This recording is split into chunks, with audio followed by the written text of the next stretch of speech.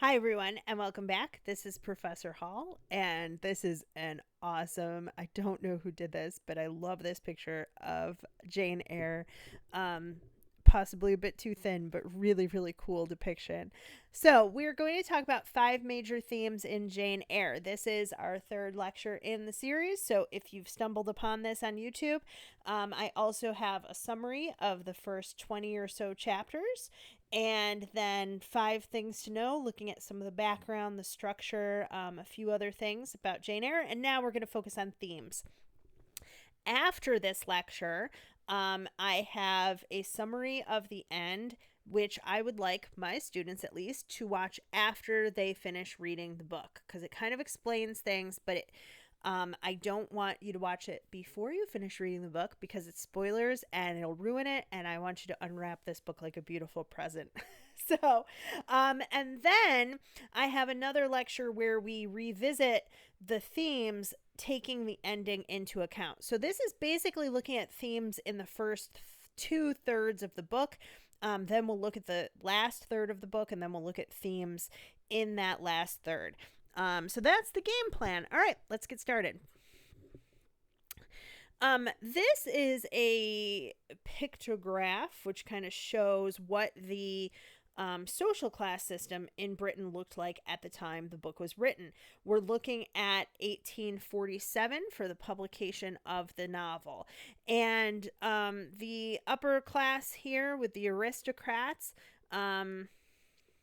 that's kind of as depicted with this picture here of these ladies looking out at the sea with a child, and the typical Victorian outfits that we think of, the big bustles and the ruffles and the lace and everything else. So this is where Rochester would be up here with the aristocracy. He's definitely a country gentleman. We don't know for sure that he has a title, but he might. They call him Mr. Rochester, not Lord Rochester or anything like that. So, but that's where he is, owning a country estate, traveling when he feels like it, living off of an inheritance and investing the wealth and then living off the profits of that wealth. So he wouldn't really have had an exact profession. And then underneath that are people who have a lot of money but still have a profession. So bankers, clergy, some of them. The wealthy clergy would be people who were born into an aristocratic family, but possibly were like the fourth or fifth son, sometimes the third son, where they wouldn't have inherited the wealth. And so they pick the profession of a clergy member and kind of oversee things, really going into it like a job with prestige and power and not so much caring about the actual spiritual matters. The lower middle class, people who would own a shop, merchants, small business owners, things of that nature. Then we have the skilled working class. So for men, this would be after the Industrial Revolution. So somebody who had an actual skill.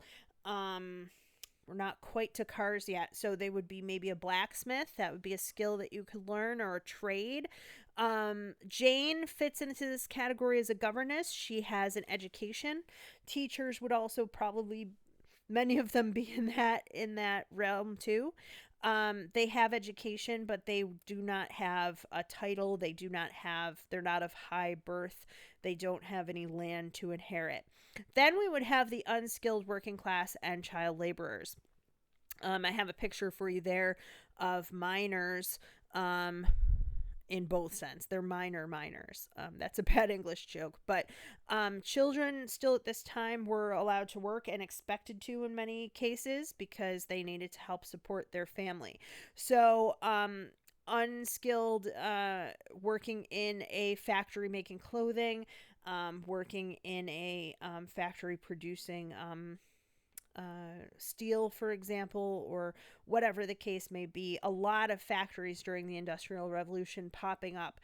So underneath that, we have the underclass, which Jane also falls into. And I don't like that term, but basically it means that people who were impoverished. So be homeless people, people who were not working, the non-working poor, people who are begging, poorhouses.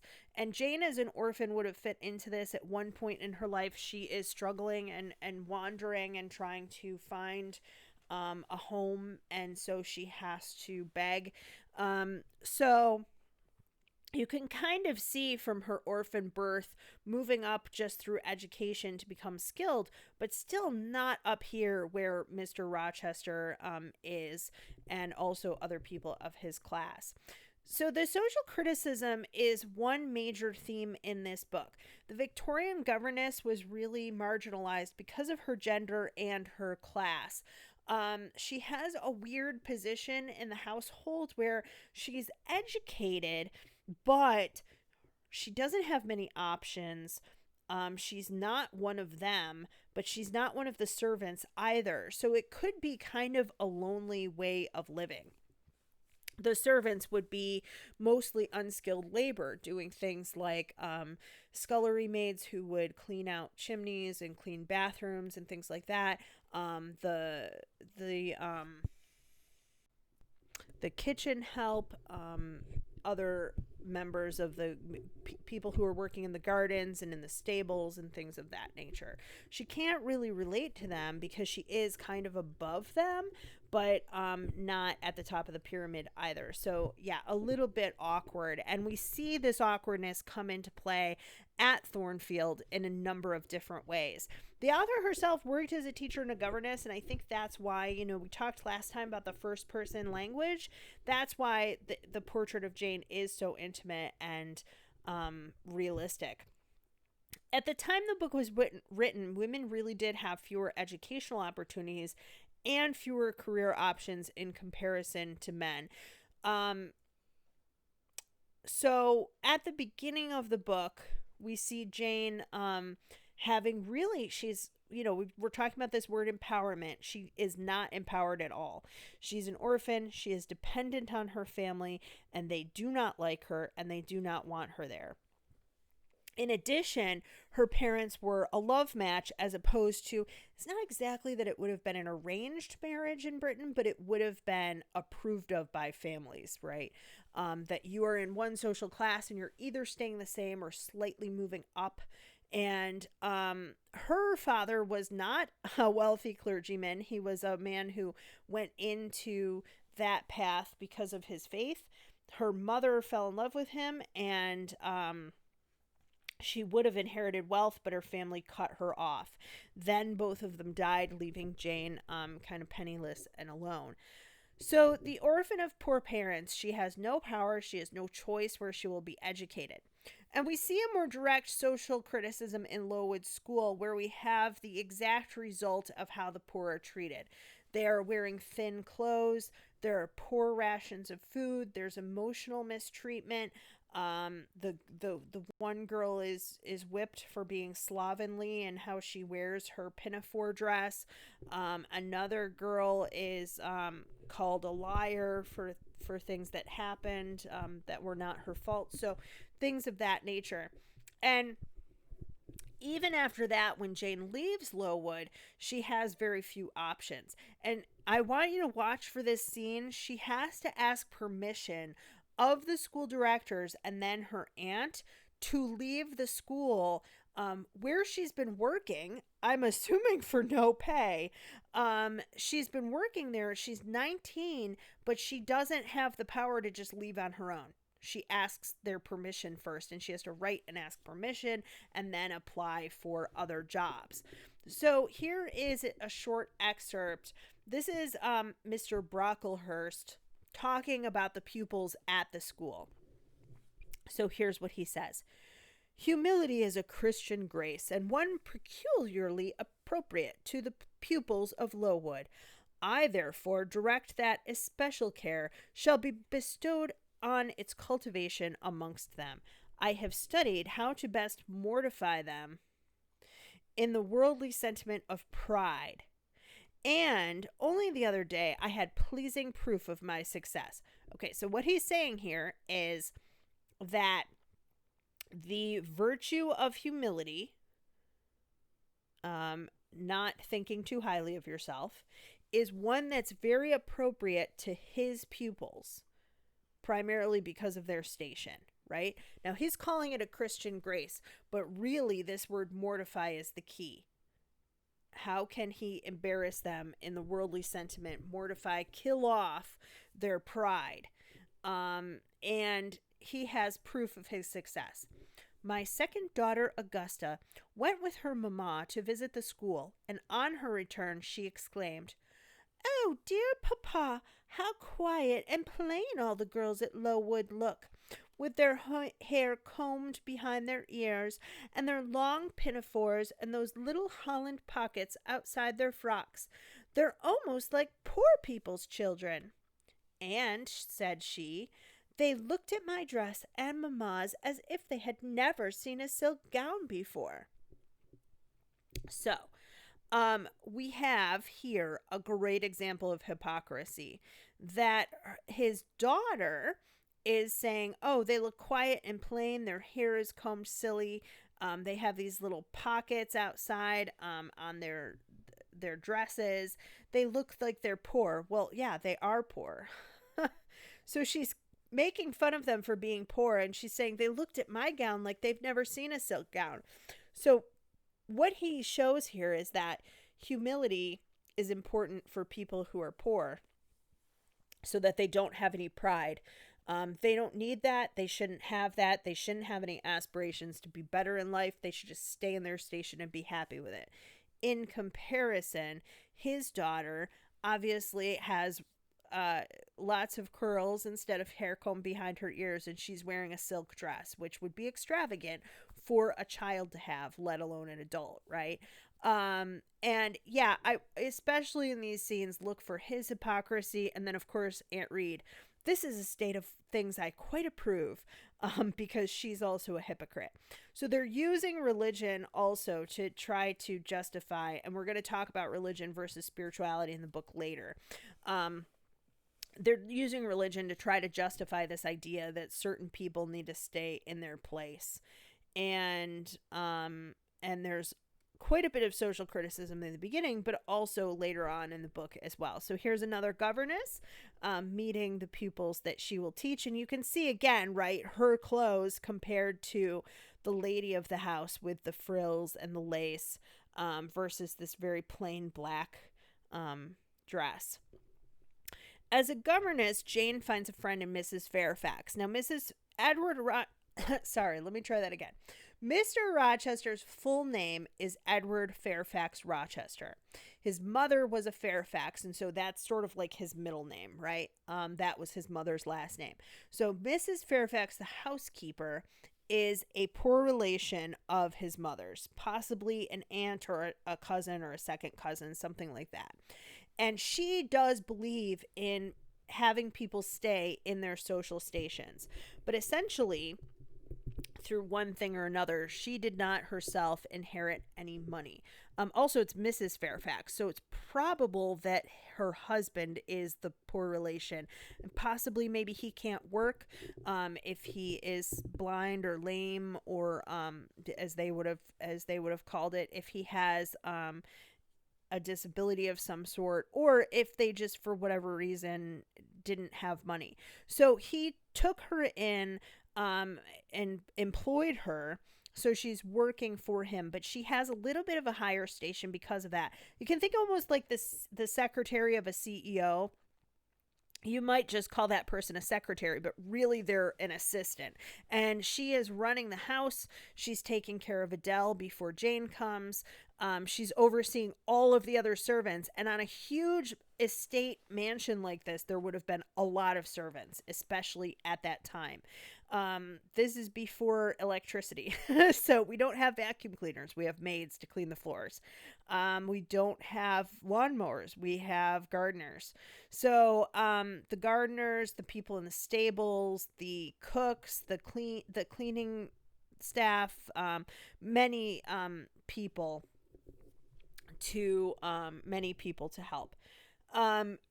So Jane's position is quite a difficult one, because she's not one of these servants who would be unskilled labor. She has an education and she has teaching skills, but she's also not really one of the aristocracy either. So she and Rochester have this witty banter. They talk a lot. They sort of start becoming friends. But when he brings home a group of aristocrats who actually are his friends, the difference is quite apparent. He wants her there to be in the room with these people, but she's not one of them. And they're mocking and scorning her and kind of talking about her behind her back of like how stupid governesses are and how they used to give their governess a lot of trouble. So, at another point in the book, Jane is friendless and alone, without a job, wandering and even begging for a small bit of food. Again, kind of like being an orphan in that underclass. So, all of these incidents demonstrate how precarious her position is. She's a well-educated, hard-working woman. But because she's a poor and working and single woman, her life is always going to be insecure. She doesn't have some of the opportunities that men would have, where you could get a job in a shop, and then work your way up possibly to owning your own shop and then becoming a merchant, maybe with ships, right? Or becoming an apprentice to a blacksmith and then eventually having your own business from that. She's not going to have that type of an opportunity. And so it's a very delicate situation that she finds herself in. There's also the love story. So we see a poor girl falling in love with a man who is above her. His position is above her. There's a lot of talk about station. So I want you to watch for that word. Her station and his station. At one point, she wishes that the station would not be a problem.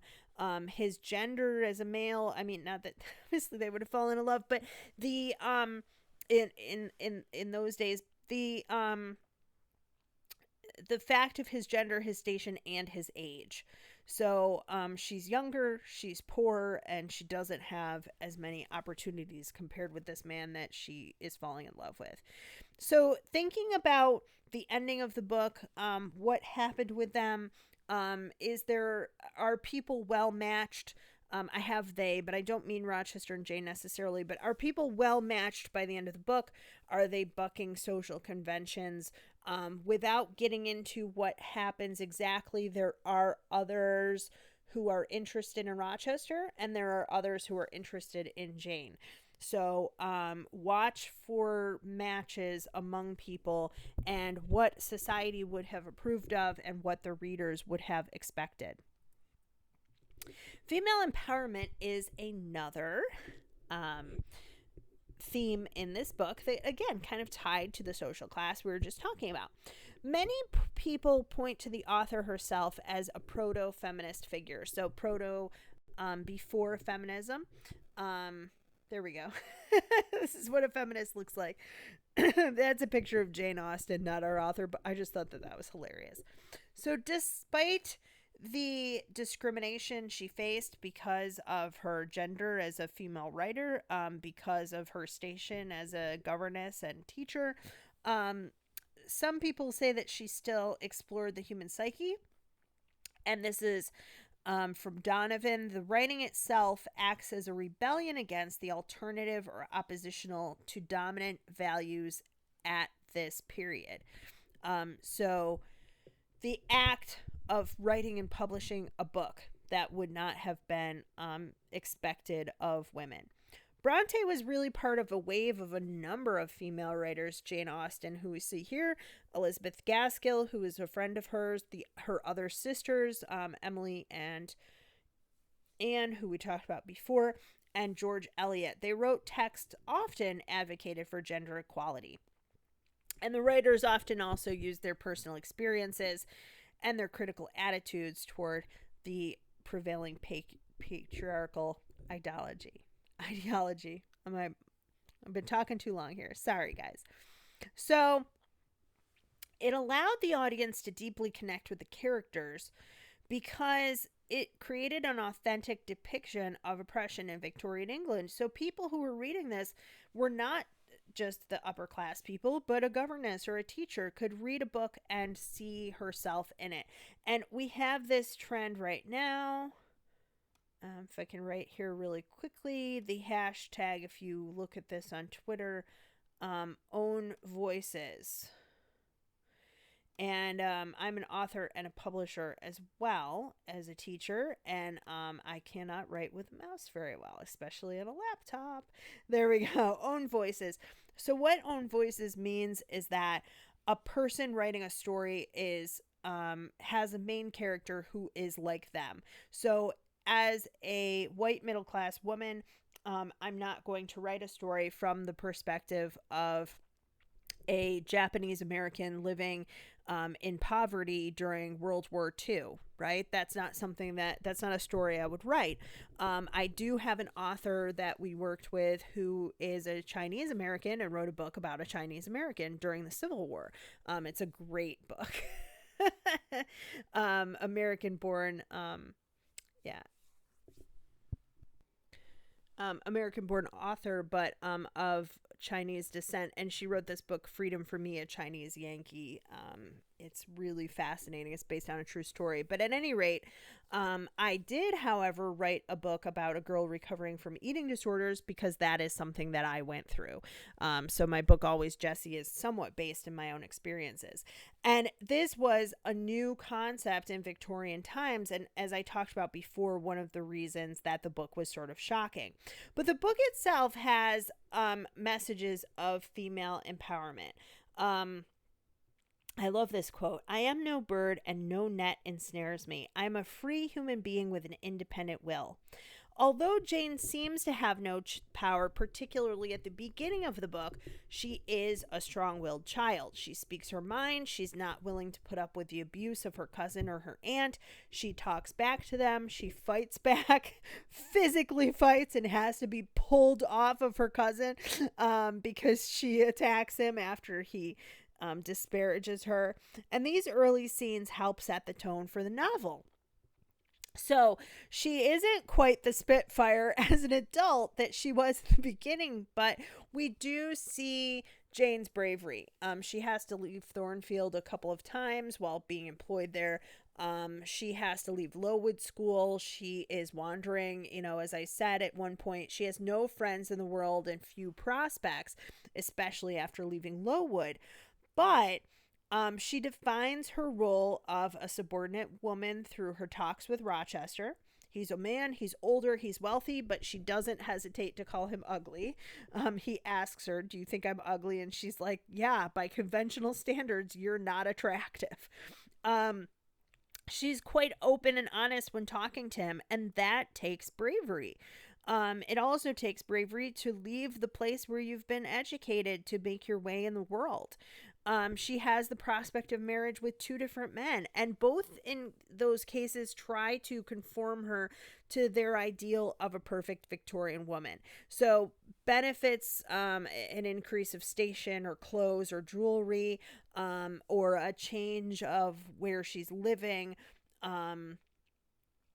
Other benefits I don't want to get into because it would be kind of, again, spoiling it a little bit, but she basically, it would have been easy to accept this treatment. Either match would ensure her financial security or future, but she's not the Victorian ideal. She's not described as so many characters in books are, even today. She's not blonde-haired and blue-eyed and porcelain skin and a sparkling smile and eyes that shine like two pools of water, right? She's plain, she's small, she's outspoken, and yet she is empowered to make her own choices. So what I'd like you to watch for are the ways that people kind of try to take power away from her and the ways that she is able to break free from those confinements. How is she a bird without a net? How does she have an independent will and an independent spirit?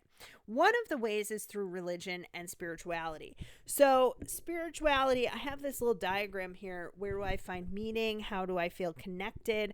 And beliefs and reflection and ethics and awe of God are in there. Religion has more to do with what's the practices, what are the rites and the rituals, what is right and wrong, what is true and false. Jane actually has both. Some readers today are turned off by the depictions of spirituality in the novel. They think it's almost like too Christian and there's too much stuff about God in there.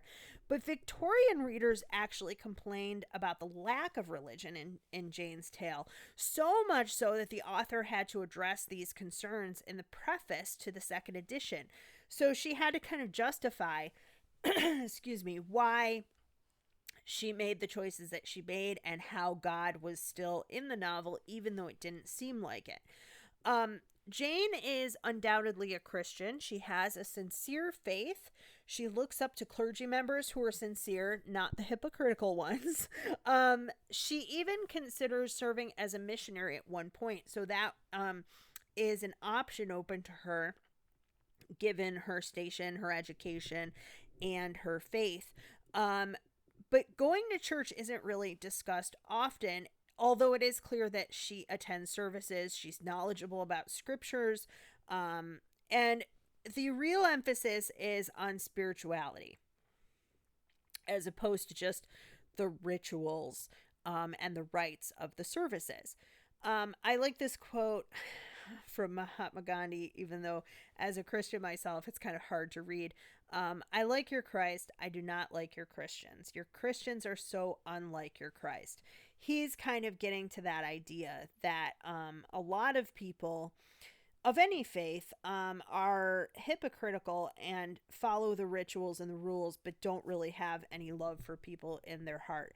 And so Jane learns from Mr. Brocklehurst's Hypocrisy. She also learns from her friend Helen. Helen is there with her at Lowood, and Helen has a quiet strength and helps Jane form opinions about what faith actually means. So Helen makes decisions based on what God would have her do, and that means what is right and what is wrong, based on her spirituality, not what some teacher tells her, basically. Why would I care if everyone called me a liar if I know that I've never told a lie, and God knows that I've never told a lie? Then that's all that matters. So in a lot of novels, especially novels today, they focus on religion subjugating women, putting them in their place and forcing humility upon them. But I think what you're going to find here is that Jane's faith really helps her break away from the traditional patriarchy. She follows the path that she feels God wants for her. And she listens to things like, we talked about omens before, we're going to talk about them. Signs that might be from God or from some supernatural source. That's part of this as well. She cares really more about what God thinks than Brocklehurst, Rochester, St. John, who comes a little bit later in the book, or the rest of society. And she's judged by God and not men, and not women either. Blanche, her cousins, Georgiana and Eliza, people she meets later, Diana and Mary. The primary driving force is her faith, and that is going to give her some freedom. So she's going to later on in the book face trials and temptations. She's going to be asked to forgive people. There's a scene later where she revisits her Aunt Reed and they talk. We find out what has happened to her cousins, John and Eliza and Georgiana. And she has to persevere through, as I said, she's wandering alone at one point. Humility and having real patience. So the actual Christian virtues can be definitely seen as in her life. Faith, patience, love, forgiveness, all of those things. And to the author, the author is trying to say this is what's important. And belief is in there too, but not so much, talking about Jane going to church on Sundays and listening to a sermon.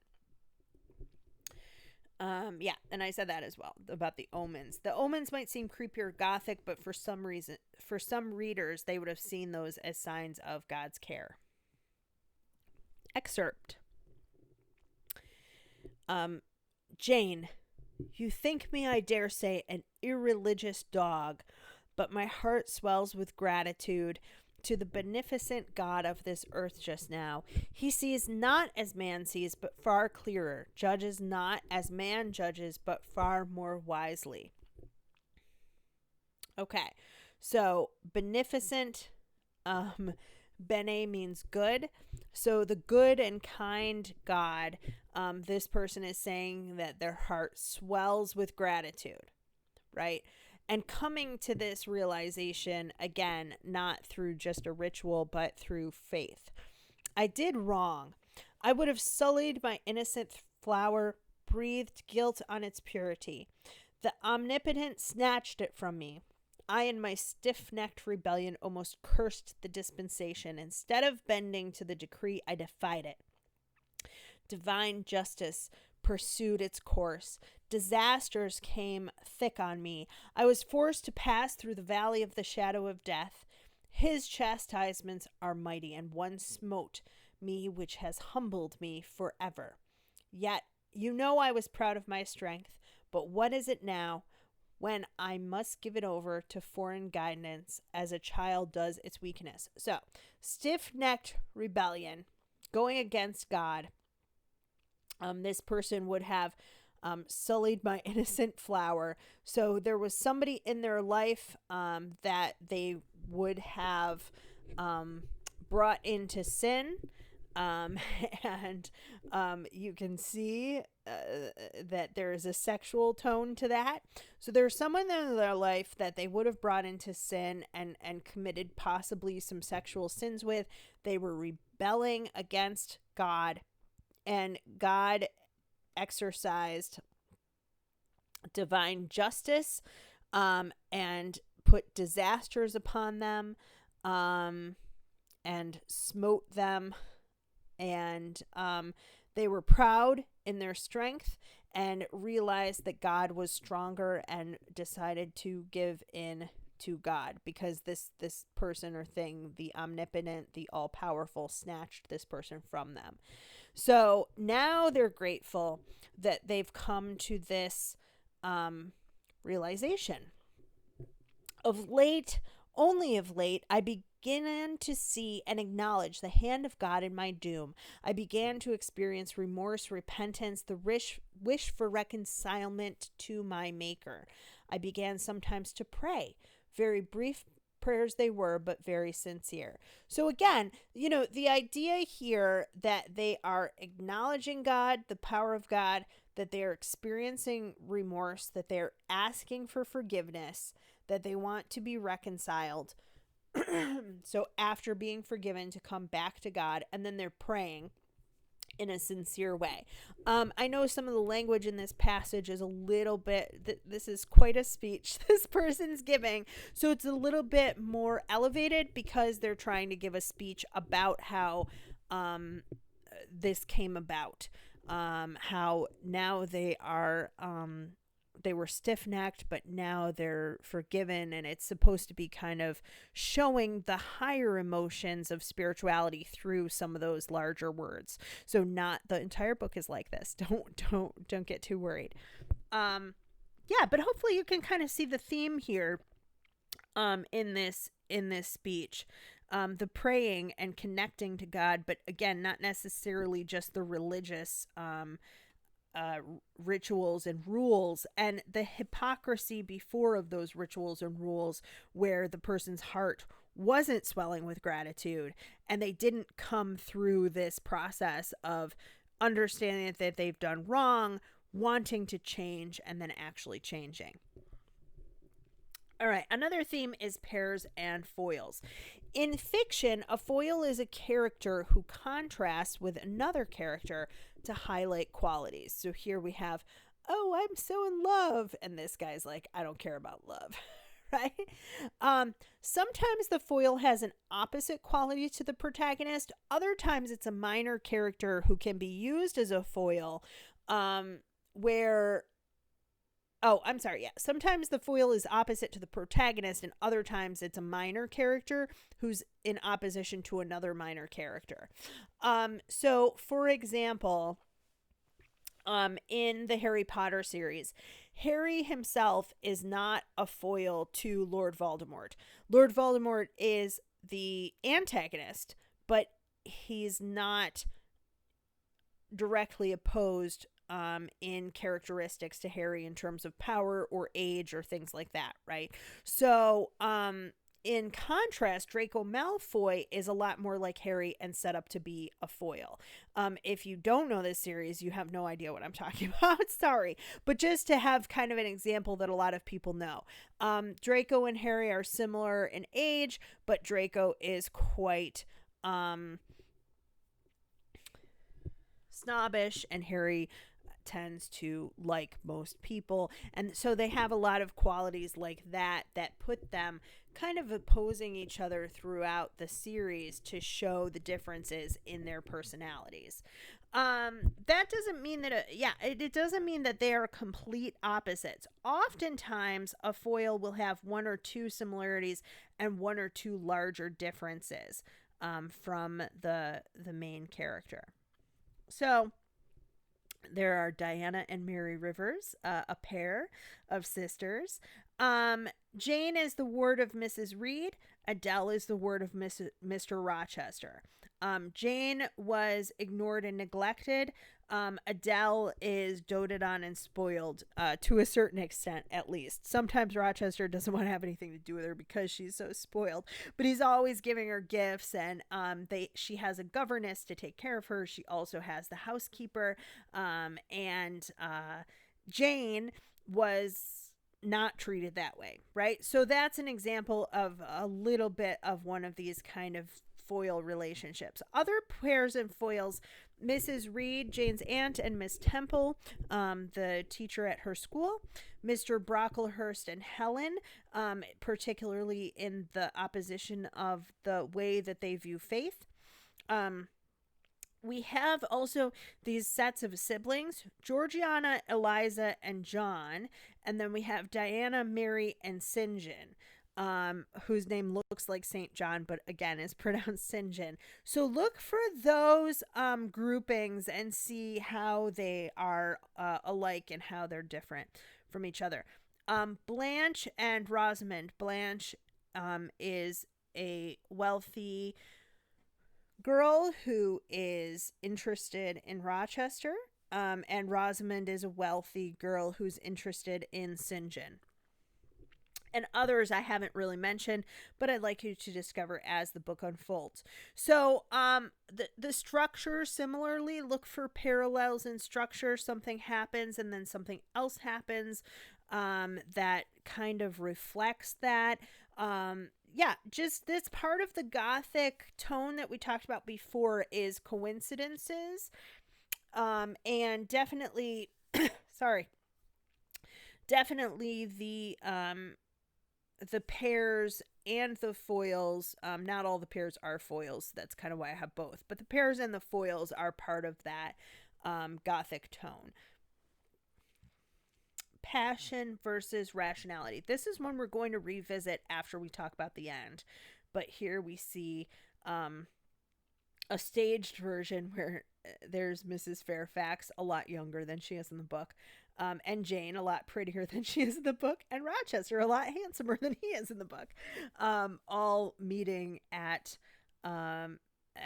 midnight because of an incident in the house, and the prolonged eye contact that now looks like one of them has lasers.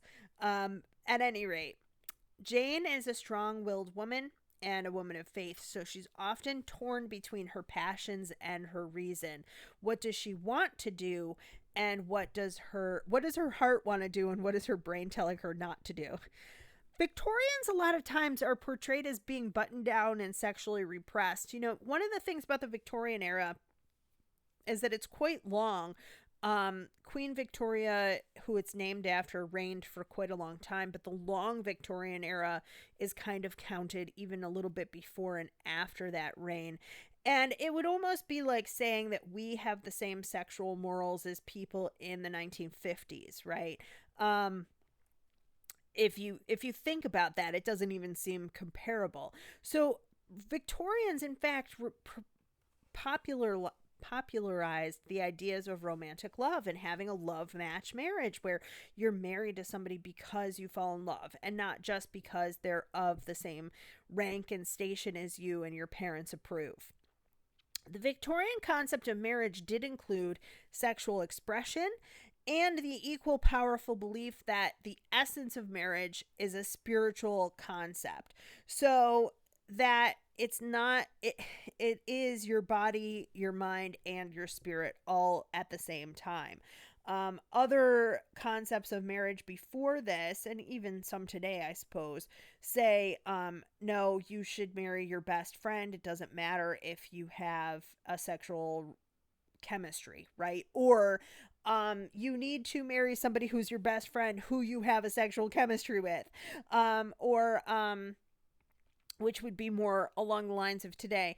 Back then, this person is pleasing to the eye. They have the right bank account. They are of the right rank. This is a good match. And you would have relations for procreation, for having kids, and that's that.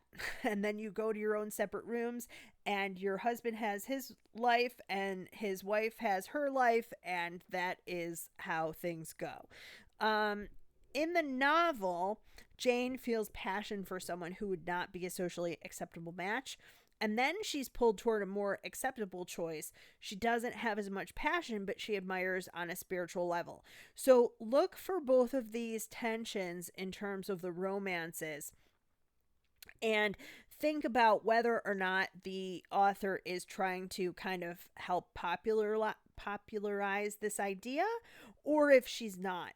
I think, without getting into it too much, it is a little bit, to me, it's a little bit of both. There are some ways that she's pulling away from the idea of acceptable matches and some ways which she's pushing toward that. We'll talk about that later. It's an ice heart. The tension can kind of be understood by looking at pre-Freudian psychology. We talked about the Gothic elements, and I want you to look for those in comparison to Jane's reason and good common sense. So there are noises at night. She has a vision of something. There is a fire at one point. That's kind of not fully explained. So there are characters and incidents who represent Jane's reason and rationality, and then there are also people who appeal to her logic and her higher spiritual self, and then there are things and people that things happen, and there are characters who kind of represent the passionate side of her. So stone and ice are motifs. Bronte uses cold rationality. I must be ice and rock to him, and ice and rock you will accordingly become. There are no such thing as marble kisses or ice kisses, or I should say that his salute belonged to one of these classes. Ouch. Can you imagine kissing somebody and being like, you kiss like a piece of marble. You're like a stone statue. And then we have the fire motif for the metaphor for passion, strong, uncontrollable emotions. They're fiery, passionate characters. And they're so gripped by emotion that they can't think or speak. And that's really part of that Gothic genre, that the romance doesn't necessarily mean a love story. A romance means strong emotions. So Jane has a vision. Just at my bedside, the figure turned. The fiery eyes glared upon me. She thrust her candle close to my face and extinguished it under my eyes. I was aware her lurid visage flamed over mine, and I lost consciousness. For the second time of my life, only the second time, I became insensible from terror. So she has visions like this on occasion where she's like seeing something And she's not sure if it's real or not. She's not sure if it's a dream or if it's happening in real life. And it's not quite, it's before Freud, it's before we really know about psychology. So it's not exactly a hallucination. It's more like a dream state in some senses. Bronte also describes some more kindly, rational people, like angels, having the aspect or the face of an angel, and others as demons. Uttered the demon voice, uttered the voice now of a mocking demon, and anon of a carrion-seeking bird of prey. The fear there, you can kind of feel it. I love this picture. All right, so a short excerpt. He ran headlong at me. I felt him grasp my hair and my shoulder. He had closed with a desperate thing. I saw in him a tyrant, a murderer. I felt a drop or two of blood from my head trickle down my neck and was sensible of somewhat pungent suffering. These sensations, for the time, predominated over fear, and I received him in frantic sort. I don't know very well what I did with my hands, but he called me rat, rat, and bellowed out loud. Aid was near him. Eliza and Georgiana had run for Mrs. Reed, who was gone upstairs. She had now come upon the scene, followed by Bessie and her maid, Abbott. We were parted. I heard the words, "Dear, dear, what a fury to fly at Master John! Did anybody see such a picture of passion?" Then Mrs. Reed subjoined, "Take her to the Red Room and lock her in there." 4 hands were immediately upon me, and I was borne upstairs. Okay, so he is John, Jane's cousin, and she calls him a tyrant and a murderer. She compares him to Caligula, who's this evil Roman emperor. But you can see some of the words here. The blood and the feeling of him pulling at her hair. The pungent is the smell, but predominating of fear. She's frantic. She's so frantic she doesn't know what she's doing with her hands as she's like kind of flailing at him. He's yelling at her, and that is not a romantic passionate, but emotionally a passionate scene right at the beginning of the novel. And here is one from later. The forehead declares, "Reason sits firm and holds the reins, and she will not let the feelings burst away and hurry her to wild chasms.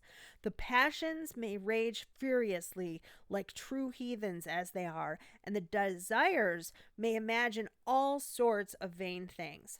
But judgment shall still have the last word in every argument and the casting vote in every decision. Strong wind, earthquake, shock, and fire may pass by, but I shall follow the guiding of that still small voice which interprets the dictates of conscience." So, reason is sitting firm. Her passions, this is Jane sort of thinking to herself. Her reason is sitting firm.